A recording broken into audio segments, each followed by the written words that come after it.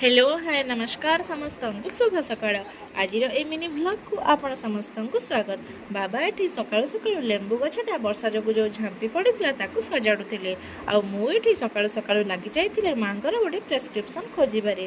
सकाळ जलखिया काली रातिर जो रुटी रही जाइला तासह खाइबापी भेंडी आ पोटल टिके भाजी देथिली। जलखिया खाई सारिक लंच बनइबारे मु लागिगली जेहेतु आज बाबा ऑफिस रे लंच करेंगे आ पुणी ऊपर खरा दिन तेणु बेसी किछि न भावी पखाळ खाइबी बोली डिसाइड कली।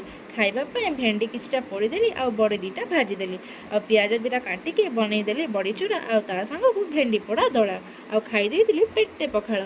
खाई सारिके मु बाहरी गली कॉलेज रे आज आमर जड़े बर्थडे बॉयंकर बर्थडे सेलिब्रेशन चलीथिला। प्रथमे केक कटिंग तापरे पुणी केक खाई सारिकी आमे समस्ते चलिलु घर को। संध्यारे आज बाबा आनी टिके टेस्टी टेस्टी डोसा। एतिकी बेले कॉलेज रो ऑफिशियल ग्रुप रो मेसेज आसिला जे कालीठू फास्ट हाफ रे क्लास हबो। खुशी कहले न सरे। डिनर पाई बाबा एठी रुटी सेकुथिले आ डिनर रे थिला आज रुटी सहित मिक्स वाला संतुला।